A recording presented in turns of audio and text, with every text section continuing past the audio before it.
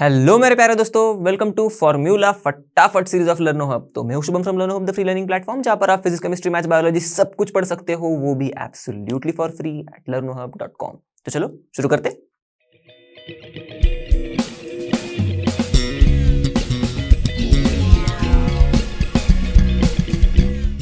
तो दोस्तों, जैसे कि आप सभी को पता है कि हम लोग class 12 chemistry chapter number 2 solutions के फॉर्मूलाज को फटाफट रिवाइज करने वाले हैं। और आई होप आप सभी ने इस वीडियो को देखने से पहले इस चैप्टर का जो वन शॉट वीडियो बना हमारे फेवरेट रोशनी मैम ने, वो तो जरूर देखा होगा और अपने कॉन्सेप्ट एकदम मस्त कर लिए होंगे। अगर नहीं देखा है तो जाके पहले वो देख लेना, क्योंकि बिना कॉन्सेप्ट को समझे फॉर्मूलाज रिवाइज करने में कोई मतलब नहीं। और इसके बाद इस चैप्टर के ऊपर बढ़िया तरीके से एनसीईआरटी सॉल्यूशंस कराया है हमारे अर्पित सर ने, वो भी जाके जरूर देखना। तो चलो अब बिना टाइम वेस्ट किए इस चैप्टर के फॉर्मूलाज को फटाफट रिवाइज करते हैं एंड लेट्स रॉक।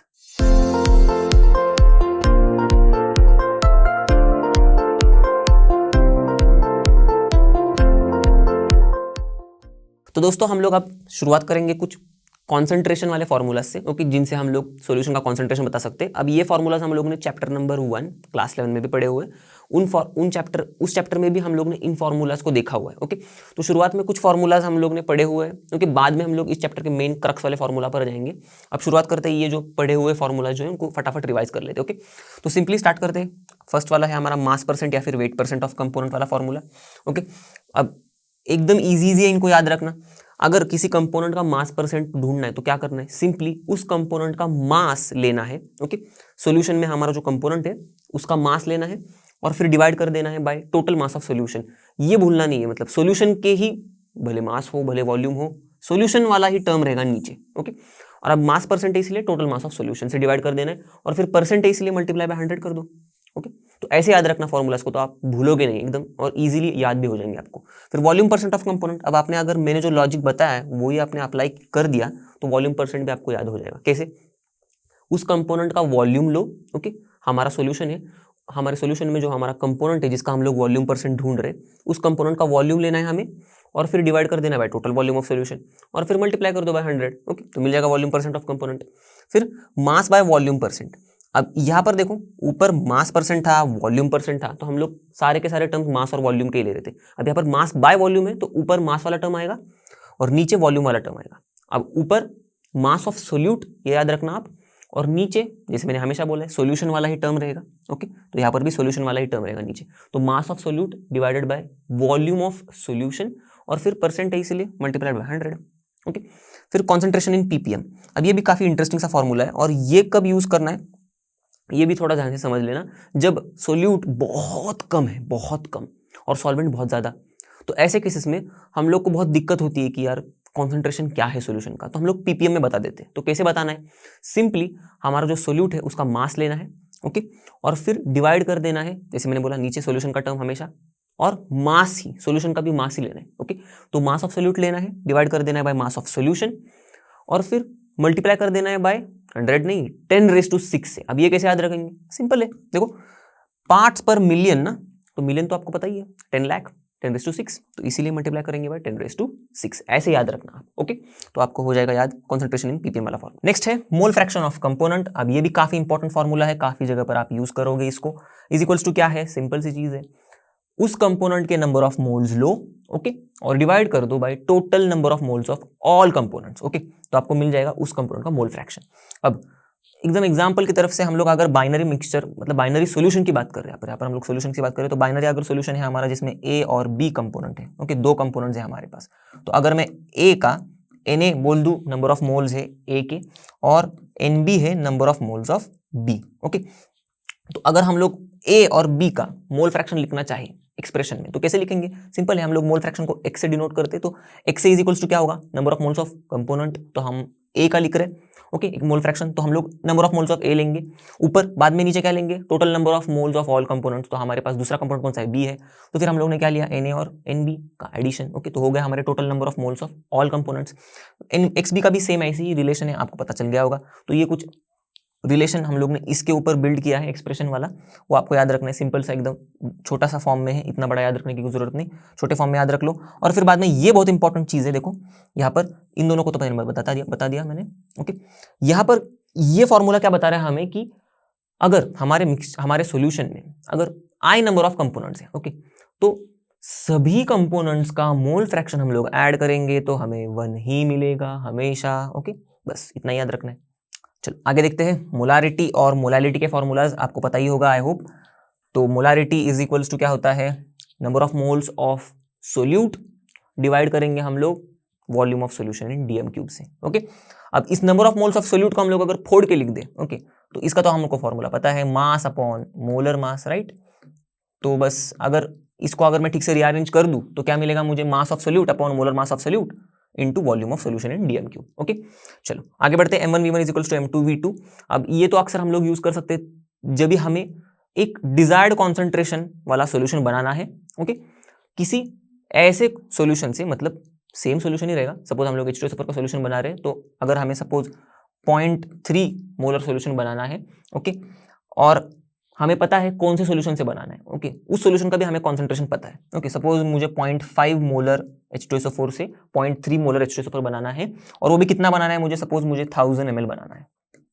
तो इस केस में आप अभी मुझे पता कैसे चलेगा कि मुझे इस 0.5 मोलर सॉल्यूशन में से, मतलब 0.5 मोलर जो सॉल्यूशन है मेरा, उसका कितना वॉल्यूम लेना है मुझे। ओके, अब ये कैसे ढूंढेंगे, बस simply m1v1 is equals to m2v2 में डाल दो। अब सपोज मैं इसको m1 ले रहा हूँ, ये है हमारा v1, ये हो जाएगा m2, ये है v2। ओके, अब आप इसको सॉल्व करोगे तो आपको जो v1 मिलेगा, ओके, इस केस में वो उतना ml हम लोग लेंगे 0.5 मोलर सॉल्यूशन का, और उसको डाइल्यूट कर देंगे 1000 ml तक। ओके, पानी डाल देंगे, 1000 ml बना देंगे, तो वो ऑटोमेटिकली बन जाएगा 0.3 मोलर सॉल्यूशन, और हमारे पास 1000 ml का 0.3 मोलर सॉल्यूशन आ जाएगा। ओके, तो इसके लिए हम लोग m1v1 equals to m2v2 use करते हैं। आगे बढ़ते हैं। Molality is equals to, same molarity जैसा ही है, number of moles of solute वैसे ही रहेंगे, बस नीचे सॉल्यूशन को हटा देना है, सॉल्वेंट लिखना है यहाँ पर, और वॉल्यूम नहीं होगा, मास ऑफ सॉल्वेंट होगा इन केजी, ये मत भूलना क्योंकि ये बहुत इंपॉर्टेंट चीज है। चलो अब बढ़ते हैं आगे के फॉर्मूलाज पर। ये है चैप्टर का क्रक्स वाले फॉर्मूलाज एकदम। तो हेनरीज लॉ से शुरुआत करते हैं। पहला है P is equals to KH into x. अब काफी छोटे छोटे से फॉर्मूलाज है, सिंपल सिंपल से लगने वाले फॉर्मूलाज है, बस इनको अप्लाई करना बहुत इंपॉर्टेंट चीज है, और ये आपको तभी आएगा जब आप इसके कॉन्सेप्ट को पढ़े होंगे। बस रट के कुछ फायदा नहीं, इन फॉर्मूलाज को आपको पता ही नहीं चलेगा कि यूज कैसे करना है उन्हें। ओके, तो आई होप आपने सभी ने इसका कॉन्सेप्ट तो पढ़ा ही होगा, फिर भी हम लोग रिवाइज करते टाइम पर मुझे जितना भी हो सके मैं आपको फटाफट बताते चले जाऊंगा। ओके, चलो अब यहाँ पर शुरुआत करते हैं। P is equals to KH into x से। हम लोग ने अगर कंटेनर लिया है, ओके, सपोज सोडा वाटर है हमारा, हम लोग जबरदस्ती कार्बन डाइऑक्साइड को बोल रहे हैं चलो डिजोल्व हो जाओ। ओके, तो ऊपर हमारे कार्बन डाइऑक्साइड के मॉलिक्यूल्स है, राइट। डिसॉल्व करने के बाद थोड़े से कार्बन डाइऑक्साइड के, मतलब कार्बन डाइऑक्साइड यहाँ पर अंदर भी है। ओके, तो यही बता रहा है, देखो P है हमारा partial pressure of carbon dioxide, मतलब partial pressure of gas over liquid. Okay, KH है हमारा हेनरीज लॉ कांस्टेंट, और X है हमारा मोल फ्रैक्शन ऑफ हमारा गैस इन लिक्विड। ओके, चलो समझ में आ गया, ऐसे समझना है। ओके, ऐसे याद रखना है फॉर्मूलास को, ताकि आपको आसानी से याद भी हो जाए और आप अप्लाई भी कर सको। ओके, चलो राउल्ट्स लॉ देखते हैं आगे। ऐसे सॉल्यूशन के लिए जो बाइनरी है, दो कंपोनेंट का है, और दोनों भी कंपोनेंट वोलेटाइल लिक्विड वाले हैं, एकदम उड़ने वाले हैं। ओके, तो हम लोग ने अगर दो कंपोनेंट लिए हैं, ओके, मिक्स कर दिया, सपोज अगर मैं कंपोनेंट 1 और कंपोनेंट 2 की बात कर रहा हूं, तो ये तो उड़ने वाले हैं, मतलब कंपोनेंट 1 और कंपोनेंट 2 के मॉलिक्यूल्स मुझे गैस फॉर्म में भी दिखेंगे ऊपर। ओके, तो अब ऐसे सॉल्यूशन के लिए राउल्ट ने क्या बताया, सिंपल सिंपल से फॉर्मूला बताया एकदम, पर समझना बहुत इंपॉर्टेंट है। देखो इनको, P1 is equals to P10 into x1, P2 is equals to P20 into x2। अब ये है क्या, P1 और P2 है कंपोनेंट 1 और 2 के पार्शियल वेपर प्रेशर्स। ओके, ऊपर ये कंपोनेंट 1 और 2 आपको दिखाई दे रहे हैं, इनके पार्शियल वेपर प्रेशर्स हैं। ओके, इनके गैस मॉलिक्यूल जो प्रेशर एग्जर्ट कर रहे हैं वो। फिर P10 और P20 क्या है, P10 और P20 है कंपोनेंट 1 और कंपोनेंट 2 का जो प्योर फॉर्म है, ये प्योर फॉर्म का वेपर प्रेशर। ओके, ये है P10 और P20। और X1 और X2 क्या है, जैसे यहां पर बताया था मैंने, देखो मोल fraction of component 1 in solution, और X2 है मोल fraction of component 2 in solution. Okay, चलो आगे बढ़ते हैं। अब ये ऊपर कंपोनेंट 1 और कंपोनेंट 2 है, तो टोटल प्रेशर कितना हो गया ये कैसे बताएंगे हम लोग, इस फॉर्मूला से। देखो P total is equals to, अब ये जो फॉर्मूला के आगे ये जो चीज दी है इसको कैसे याद रखेंगे, मैं पहले आपको ये बता देता हूं। आपको बस क्या करना है, ब्रैकेट के अंदर की चीज पहले दिमाग में चिपका दो, P20 माइनस P10 होगा। ओके, और मल्टीप्लाई करेंगे हम लोग, P20 लिया है ना पहले, तो X2 से मल्टीप्लाई करेंगे। ओके, और फिर प्लस कर देंगे, अब क्या बचा P10, राइट, तो P10 से प्लस कर देंगे। ओके, अब ये फॉर्मूला कैसे आया, मतलब हम लोग ने देखो सिंपल सी चीजें, पार्शियल मतलब जो टोटल प्रेशर है, ओके, ओवर द सॉल्यूशन, ये क्या होगा, partial pressure of component 1 plus partial pressure of component 2, right, Dalton's law हमको पता ही है, चैप्टर नंबर 5 क्लास 11 में पढ़ा है हम लोग ने। तो हम लोग ने बस इसी से हम लोग ने ये फॉर्मूला तक हम लोग डिराइव कर दिए, आ गए। अब इंपॉर्टेंट चीज हमको ये यहाँ पर ये नहीं है कि हम लोग ने डिराइव कैसे किया, आपको पता ही है, P1 प्लस P2 किया तो हम लोग को P टोटल मिला। ये जो एक्सप्रेशन है इनको हम लोग ने ऐड कर दिया, थोड़ा मॉडिफाई कर दिया तो हमको ये एक्सप्रेशन मिला।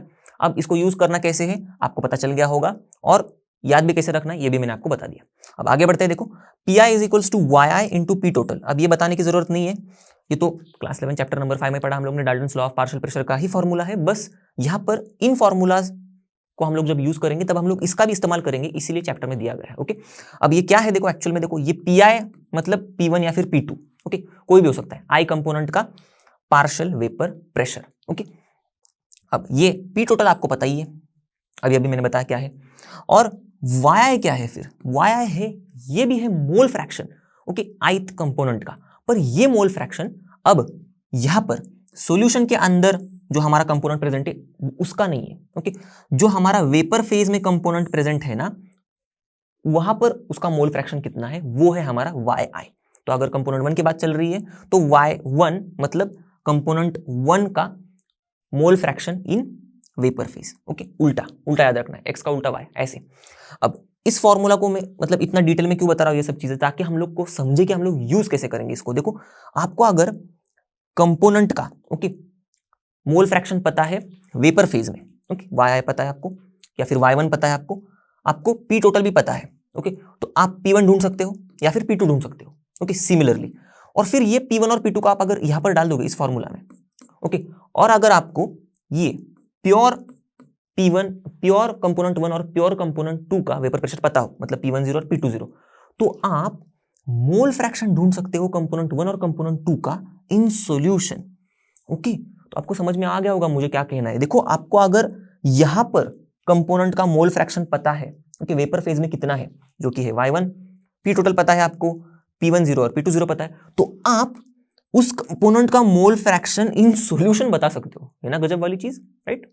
अब 4 क्वालिटेटिव प्रॉपर्टीज हम लोग ने पढ़ी इस चैप्टर में, चारों के भी अलग अलग फॉर्मूलाज है, बहुत इंटरेस्टिंग है। तो एक एक फॉर्मूला को रिवाइज करते चलते। पहला है relative lowering of vapour pressure of solvent, okay, तो ये फॉर्मूला है फॉर डाइल्यूट सॉल्यूशंस। ये चारों भी प्रॉपर्टीज के फॉर्मूलाज जो है ये डाइल्यूट सॉल्यूशन के केस में ही, मतलब डाइल्यूट सॉल्यूशंस के केस में ये फॉर्मूला हम लोग यूज करेंगे, ओके। तो यहां पर देखो ये जो टर्म है, देखो डेल्टा P1 अपॉन P10, ये क्या है, डेल्टा P1 मतलब P10 माइनस P1 और नीचे अपॉन P10, तो वैसे ये टर्म मैं क्यों बता रहा हूं, ये टर्म है relative lowering of vapour pressure अपना, ओके, ऑफ सॉल्वेंट। अब यहां पर देखो आपको इन सारे फॉर्मूलाज में एक चीज आपके दिमाग में चिपका के रखनी है, ये जो 1 वाला जो कंपोनेंट है, ओके, तो हम लोग 1 ले रहे हैं सॉल्वेंट के लिए, ओके, और जो 2 है तो 2 है हमारा सोल्यूट। तो जो भी 1 से रिलेटेड टर्म्स है ये सारे सॉल्वेंट के हैं, जो भी 2 से रिलेटेड है ये सारे सोल्यूट के, सिंपल सी चीज है, ओके। अब आगे बढ़ते तो यहां पर देखो डेल्टा P1 मतलब क्या है, P10 माइनस P1। अब P10 मतलब आपको समझ में आ गया, 1 मतलब हमारा सॉल्वेंट है, तो P10 मतलब हमारा प्योर सॉल्वेंट का vapour pressure, okay, minus P1, अब ये है हमारा सॉल्वेंट का वेपर प्रेशर इन सॉल्यूशन, या फिर हम लोग इसको ऐसे भी बोल सकते हैं कि vapour pressure of solution, okay. तो मैं अब ये दोनों भी चीज ऐसे क्यों बोल रहा हूं, वेपर प्रेशर ऑफ सॉल्यूशन भी हो सकता है, मतलब बोल रहा हूं मैं, और vapour pressure of solvent in solution ये बोल रहा हूं, क्योंकि याद रखना है ये जो क्वालिटेटिव प्रॉपर्टीज हम लोग पढ़ रहे हैं ये हम लोग कैसे सॉल्यूशन के लिए पढ़ रहे हैं, ऐसा सॉल्यूशन जिसमें हमारा जो सॉल्वेंट है ये वोलेटाइल है, पर हमारा जो सोल्यूट है, ओके, ये नॉन वोलेटाइल है। अगर ये नॉन वोलेटाइल होगा तो ये कंपोनेंट तो वेपर प्रेशर के लिए रिस्पॉन्सिबल ही नहीं होगा, ओके, अकाउंट ही नहीं होगा, तो सिर्फ वेपर प्रेशर किसकी वजह से होगा, हमारे सॉल्वेंट की वजह से होगा, कंपोनेंट नंबर 1 की वजह से होगा। इसीलिए मैं ऐसे बोल रहा हूं कि यहां पर जो वेपर प्रेशर है, ओके, ये मैं डायरेक्टली बोल रहा हूं कि ये है vapour pressure of solvent in solution, या फिर डायरेक्टली सॉल्यूशन का भी बोल सकता हूं, क्योंकि सॉल्यूशन का वेपर प्रेशर सिर्फ सॉल्वेंट से ही होगा, ओके। ये चीज मैं क्यों समझा रहा हूं, ताकि बच्चों को बस इसी चीज पे कंफ्यूजन होता है और फिर वो न्यूमेरिकल सॉल्व करते समय पे कंफ्यूज हो जाते हैं कि अब मैं कौन सा वेपर प्रेशर की वैल्यू कहां पर ले लूं और फॉर्मूला को कैसे यूज करूं, ओके। तो आप आई होप आपको क्लियर होगा रहेगा, और ये चीज आपने अगर दिल और दिमाग खोल के चैप्टर को पढ़ा होगा तो आपको पता ही होगा, ओके। चलो आगे बढ़ते, इज इक्वल्स टू क्या है, N2/N1, ओके। ये N2 आपको पता चल गया होगा, number of moles of solute in solution, N1 है number of moles of solvent in solution. Okay, अब इसी को हम लोग ने थोड़ा इजी किया है, सिंप्लीफाई कर दिया है। N2 मतलब हमको पता है मास अपॉन मोलर मास, मतलब नंबर ऑफ मोल्स हमको पता है मास अपॉन मोलर मास। तो N2 को हम लोग ने क्या लिया, W2 हमारा यहाँ पर लिया हम लोग ने, ये है वेट ऑफ या फिर mass of solute in solution. Okay, और मोलर मास हम लोग ने लिया, देखो मोलर मास ऑफ सोल्यूट, और यहाँ पर N1 क्या है, mass upon molar mass same, तो W1 अपॉन M1, बस इसी को हम लोग ने रीअरेंज कर दिया और ये कुछ हो गया W2 into M1 upon M2 into W1, जहां पर मैंने आपको W2 और M2 बता दिया। अब आपको पता चल गया होगा M1 क्या है, molar mass of solution, sorry molar mass of solvent, और W1 है हमारा mass of solvent in solution. Okay, तो आप इस फॉर्मूला को यूज करके न्यूमेरिकल सॉल्व कर सकते हो, relative lowering of vapour pressure of solvent के बेस्ड जो भी न्यूमेरिकल्स है उनको। ओके, चलो आगे बढ़ते हैं elevation of boiling point of solvent पर। एकदम सिंपल सा है, देखो यहाँ पर डेल्टा टीबी ही है हमारा elevation of boiling point of solvent. Okay, अब इसको कैसे याद रखोगे, देखो टीबी माइनस टीबी 0। अब इसमें बस एक ही चीज आपको याद रखनी है, एलिवेशन है ना, राइट, तो इसका मतलब हमारा जो सोल्यूशन है उसका बॉइलिंग पॉइंट ज्यादा है। तो अब सोल्यूशन का बॉइलिंग पॉइंट हम लोग रिप्रेजेंट करते हैं टीबी से। अब यहाँ पर बी क्यों है, बॉइलिंग पॉइंट से रिलेटेड है ना, इसीलिए बी है यहाँ पर सब जगह पे। ओके, तो टी सिर्फ टीबी है, मतलब ये है हमारा बॉइलिंग पॉइंट ऑफ सोल्यूशन, ये होगा ज्यादा, एलिवेशन से हम लोग याद रखेंगे ज्यादा होगा boiling point of solution.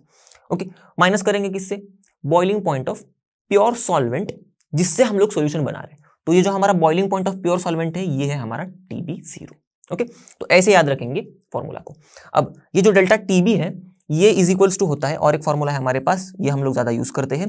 Okay, और ये भी यूज करते हैं हम लोग, दोनों भी साइमल्टेनियसली यूज करते हैं। अब ये वाला फॉर्मूला क्या है, delta TB is equals to KB into m. अब यहाँ पर डेल्टा टीबी आपको तो पता ही है, elevation of boiling point of solvent, KB है हमारा इब्यूलोस्कोपिक कांस्टेंट, ओके, और एम है हमारा मोलालिटी ऑफ सॉल्यूशन।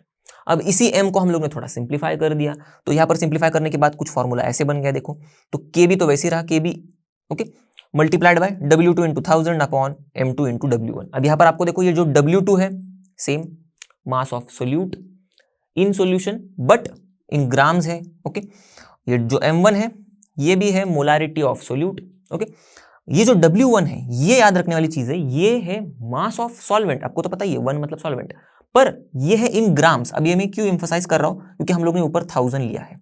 ओके, अगर आप इस 1000 को इग्नोर कर दोगे, मतलब अगर इसको नहीं लोगे, तो आपको ये जो हमारा मास ऑफ सॉल्वेंट है इसको केजी में कन्वर्ट करना पड़ेगा पहले, फिर इस फॉर्मूला में आप इसको पुट कर सकते हो। अगर आपने अगर ग्राम में ही लिया है मास ऑफ सॉल्वेंट तो आपको 1000 ये भी लेना पड़ेगा। ओके, तो आई होप आपको क्लियर हो गया रहेगा। और ये जो फॉर्मूला है हमारा delta TB equals to KB into m, और या फिर हम लोग ने एम को एक्सपांड किया है, ये फॉर्मूला एप्लीकेबल है, जैसे कि यहाँ पर देखो ये भी डाइल्यूट सॉल्यूशन के लिए एप्लीकेबल था, तो ये भी फॉर्मूला डाइल्यूट सॉल्यूशन के लिए ही एप्लीकेबल है। ओके, आगे देखते हैं depression of freezing point of solvent. अब जैसे कि डिट्टो एकदम elevation of boiling point of solvent था, ऐसे ही इनके फॉर्मूला थे। देखो अब यहाँ पर सभी जगह पे आपको एफ दिखेगा, मतलब फ्रीजिंग पॉइंट की बात चल रही है इसीलिए। तो देखो डेल्टा TF इसका मतलब है depression of freezing point of solvent is equals to क्या है, TF0 माइनस TF। अब यहाँ पर देखो नाम से हम लोग याद रखेंगे डिप्रेशन, इसका मतलब देखो दो टर्म्स है हमारे पास, फ्रीजिंग पॉइंट ऑफ सॉल्यूशन और फ्रीजिंग पॉइंट ऑफ सॉल्वेंट, जिससे हम लोग ने सॉल्यूशन को बनाया है। ओके, तो अब इसमें से ओके ये जो दोनों भी टर्म्स है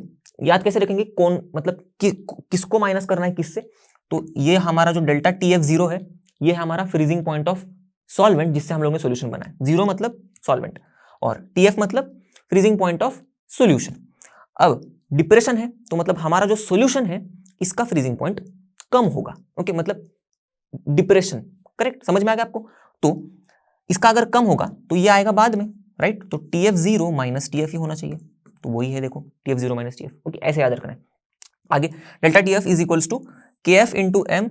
अब यहाँ पर डेल्टा TF को पता ही है, KF मतलब क्रायोस्कोपिक कांस्टेंट है ये, M मोलालिटी ऑफ सॉल्यूशन है, और इसी M को हम लोग ने एक्सपांड कर दिया, और डिट्टो जैसे मैंने एलिवेशन ऑफ बॉइलिंग पॉइंट में बताया था, सारे के सारे चीजें वैसे की वैसी, ये पूरा का पूरा टर्म एग्जैक्टली सेम है, तो मैं फिर से रिपीट नहीं करूंगा, आपको तो पता ही है। ओके, चलो ये भी जो फॉर्मूला है, जैसे कि हम लोग ने देखा बॉइलिंग पॉइंट के केस में, मतलब elevation of boiling point of solvent के केस में वो डाइल्यूट सॉल्यूशन के लिए एप्लीकेबल था, ये भी डाइल्यूट सॉल्यूशन के लिए एप्लीकेबल है। ओके, चलो आगे बढ़ते हैं ऑस्मोटिक प्रेशर ऑफ सॉल्यूशन पर। ये है हमारी चौथी कोलिगेटिव प्रॉपर्टी, इसका फॉर्मूला है, ये ऑस्मोटिक प्रेशर ऑफ सॉल्यूशन है, देखो ये वाला हमारा term, okay, is equals to क्या है, CRT, पाई जैसे कुछ टर्म दिख रहा है, right, is equals to CRT। C क्या है हमारा, कॉन्सेंट्रेशन ऑफ सॉल्यूशन, एब्सोल्युटली, और R तो आपको पता ही है गैस कांस्टेंट है, और T है हमारा टेम्परेचर। ओके, अब इसी C को हम लोग ने थोड़ा फोड़ दिया, मतलब एक्सपांड करके बताया, C मतलब N2/V। ओके, अब ये भी फॉर्मूला डाइल्यूट सॉल्यूशंस के लिए ही एप्लीकेबल है, ये भी याद रखना। और N2/V में ये N2 है हमारे number of moles of solute, आपको पता ही है, V है हमारा वॉल्यूम ऑफ सोल्यूशन, RT तो सेम है। अब इसी N2 को हम लोग ने फिर और थोड़ा सा तो मास अपॉन मोलर मास कर दिया, देखो W2/M2, ये N2 को हम लोग ने W2/M2 कर दिया, और बाकी का फिर V RT ये सारे टर्म्स को हम लोग ने रीअरेंज मतलब ठीक से कर दिया तो आपको ये टर्म मिल जाएगा। Okay, W2 × RT upon V × अब आते हैं वेंट ऑफ फैक्टर पर। अब इसके 3 अलग अलग वेरिएशंस है फॉर्मूलाज के, बहुत ही सिंपल है, बच्चों को अक्सर बहुत कंफ्यूजन होता है कि ऊपर नीचे क्या आएगा। मैं आपको कॉन्सेप्चुअली बता देता हूँ, एकदम सिंपल से चीज आपको बता देता हूँ, तो आपको याद भी हो जाएगा और आपको मजा भी आएगा उसमें। ओके, याद रखने में देखो, तो सबसे पहले ये वाला फॉर्मूला याद रखो, आप एक फॉर्मूला याद रखो, बाकी के 2 ऑटोमेटिकली याद हो जाएंगे, जो मैं बता रहा हूँ वैसे करना बस। तो I = क्या था, हम लोग क्या करेंगे, टोटल नंबर ऑफ मोल्स लेंगे पार्टिकल्स के आफ्टर तोड़ जोड़। ओके, तोड़ मतलब डिसोसिएशन, जोड़ मतलब एसोसिएशन, करेक्ट। अब टोटल नंबर ऑफ पार्टिकल्स लिया हम लोग ने आफ्टर तोड़ जोड़, डिवाइड कर देंगे हम लोग उनको by number of moles of particles before तोड़ जोड़, बिफोर एसोसिएशन डिसोसिएशन। ओके, अब इस चीज को हम लोग याद करके बाकी के फॉर्मूला कैसे याद रखेंगे, देखो, अगर हम लोग total number of moles of particles after association या फिर डिसोसिएशन की बात कर रहे हैं, मतलब हम लोग ये ऑब्जर्व्ड कॉलिगेटिव प्रॉपर्टी की बात कर रहे हैं। ओके, तो हमारी जो कॉलिगेटिव प्रॉपर्टी होगी ये हम लोग एक्सपेरिमेंटली ऑब्जर्व कर रहे हैं, क्योंकि हम लोग को एक्सपेरिमेंटली ऑब्जर्व करने के बाद ही एसोसिएशन डिसोसिएशन का इफेक्ट दिखाई दे रहा है। तो इसका मतलब ये है ऑब्जर्व्ड कॉलिगेटिव प्रॉपर्टी, और ये नीचे वाली जो है number of moles of particle before association dissociation हम लोग तो कंसीडर नहीं करेंगे, तो हम लोग बस जो कैलकुलेट कर रहे हैं कि एसोसिएशन डिसोसिएशन नहीं हो रहा है ये मान के कैलकुलेट कर रहे हैं, तो हम लोग कैलकुलेटेड कॉलिगेटिव प्रॉपर्टी कैलकुलेट कर रहे हैं, राइट। तो ये है कैलकुलेटेड कॉलिगेटिव प्रॉपर्टी। अब देखो, कॉलिगेटिव प्रॉपर्टीज आपने इतनी पढ़ी होगी, मैंने बोला ना आपने दिल और दिमाग खोल के पढ़ा होगा, तो आपको इतना तो समझ में आ गया होगा, सारे फॉर्मूलाज में आपको एक चीज समझ में आ गई होगी कि कॉलिगेटिव प्रॉपर्टी जो है ये डायरेक्टली प्रोपोर्शनल है number of moles of solute से। ओके, तो अगर यहां पर देखो टोटल नंबर ऑफ मोल्स किसकी बात चल रही है, ऑब्जर्व्ड कॉलिगेटिव प्रॉपर्टी की, तो इसीलिए देखो हम लोग ने ऑब्जर्व्ड कॉलिगेटिव प्रॉपर्टी ऊपर लिखा और कैलकुलेटेड कॉलिगेटिव प्रॉपर्टी नीचे लिख दिया, होगा ये दूसरा फॉर्मूला तैयार। अब तीसरा फॉर्मूला कैसे याद रखेंगे, देखो कॉलिगेटिव प्रॉपर्टी जो है अब आपको यहां से समझ में आ गया होगा, N2 मतलब क्या होता है, नंबर ऑफ मोल्स मतलब mass upon molar mass, right. तो ये इसका मतलब ये हो रहा है कि कॉलिगेटिव प्रॉपर्टी इनवर्सली प्रोपोर्शनल है मोलर मास से, तो बस अब उल्टा कर दो। अब देखो ऑब्जर्व्ड कॉलिगेटिव प्रॉपर्टी से हमें ये पता चलेगा, क्या हमने चैप्टर में पढ़ा है, अबनॉर्मल मोलर मास पता चलेगा, राइट। तो अब ये इनवर्सली प्रोपोर्शनल है तो ये ऊपर था, तो इसलिए अपना अबनॉर्मल मोलर मास नीचे जाएगा, और ये कैलकुलेटेड कॉलिगेटिव प्रॉपर्टी हमें नॉर्मल मोलर मास बताएगा, तो अब ये इनवर्सली प्रोपोर्शनल है तो ये नीचे है, तो हमारा नॉर्मल मोलर मास ऊपर जाएगा, देखो आ गया ऊपर। ओके, सिंपली याद रख लिया हम लोग ने तीनों भी फॉर्मूलाज को एकदम। अब ये सारे प्रॉब्लम की वजह से अगर हम लोग का सॉल्यूशन ऐसा है जिसमें सोल्यूट जो है एसोसिएट हो रहा है या फिर डिसोसिएट हो रहा है, तोड़जोड़ हो रही है उनकी, तो हमारे जो कॉलिगेटिव प्रॉपर्टीज थे हम लोग ने जो पढ़े थे उनमें चेंजेस आ जाएंगे। ओके, ये भी हम लोग ने पढ़ा है, और उनमें चेंजेस आ जाएंगे तो उनके फॉर्मूलाज में भी थोड़ा चेंज आ जाएगा। अब थोड़ा सा चेंज मतलब एकदम थोड़ा सा चेंज है, देखो वो क्या है आपको समझ में आ जाएगा। देखो ये जो पूरा का पूरा टर्म मैंने बताया था relative lowering of vapour pressure of solvent है, okay, is equals to N2/N1 था, राइट। बस इसको मल्टीप्लाई कर देना है by I, van't Hoff factor. Okay, ये I हमारा वेंट ऑफ फैक्टर है। बस अब यहां पर देखो elevation of boiling point of solvent is equals to क्या था, KB × M, तो KB × M को बस I से मल्टीप्लाई कर दो, हो गया चेंज। और delta TF is equals to KF × M था, तो इसको बस I से मल्टीप्लाई कर दो, और हमारा जो ऑस्मोटिक प्रेशर था वो क्या था, CRT को बस I से मल्टीप्लाई कर दो, तो हो गया मॉडिफिकेशन। और CRT को हम लोग ने अगर एक्सपांड करके लिखा तो N2/VRT, तो उसको भी हम लोग मतलब सेम ही चीज़ है हम लोग ने एक्सपांड करके लिखी है, तो N2/VRT। ओके, तो दोस्तों अब तक हम लोग ने जो भी फॉर्मूलाज देखे इस चैप्टर के बेसिस पर, उन सारे फॉर्मूलाज को आप अगर याद कर लोगे, अच्छे से कॉन्सेप्चुअली समझ लोगे, तो आप इस चैप्टर के ऊपर NCERT में जो भी सवाल दिए हैं उनको आराम से सॉल्व कर सकते हो। और आई होप आप सभी को बहुत मजा आएगा मेरे साथ इन फॉर्मूलाज को रिवाइज करने में, मुझे तो आप बहुत मजा आ गया। और जैसे कि आप सभी को पता है लर्न ऑफ मतलब फ्री है पर बेस्ट है, तो मिलते हैं अगले वीडियो में, तब तक के लिए bye bye and have a great day.